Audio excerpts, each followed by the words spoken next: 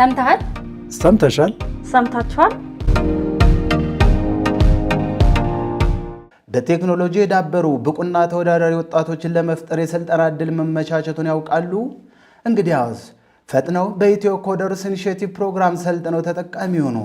ስልጠናው የተዘጋጀው በኢትዮጵያ መንግስትና በተባበሩት አረብ ኤሚሬትስ መካከል በተደረገ ስምምነት ሲሆን ፕሮግራሙ ለተከታታይ 3 ዓመታት የሚሰጥ ይሆናል። ስልጠናው ወጣቶችን በዲጂታል ኢኮኖሚ ተወዳዳሪና ተጠቃሚ ማድረግ ዓላማ ያለው ሲሆን ዓለም አቀፍ እውቅና ያለው ሰርቲፊኬት እንዲኖረው በማድረግ ትልቅ ጠቀሜታ ይኖረዋል። የሚሰጠው ስልጠና አንድሮይድ ዲቨሎፐር ፋንዳሜንታልስ፣ ዳታ ሳይንስ ፋንዳሜንታልስ፣ ፕሮግራሚንግ ፋንዳሜንታልስ እና አርቲፊሻል ኢንቴሊጀንስ ኮርሶች ላይ ትኩረት ያደረገ ነው።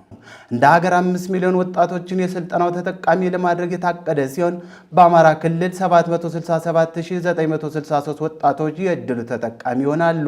እርስዎም የዕድሉ ተጠቃሚ እንዲሆኑ ተጋብዘዋል።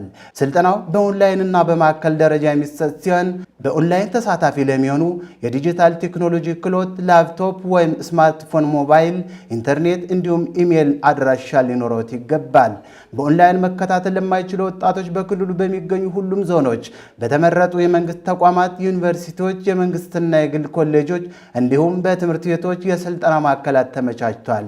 በስልጠናው ለመሳተፍ www.ethiocoderስ.it ብለው በመግባት ይመዝገቡ፣ እንዳያመልጦ።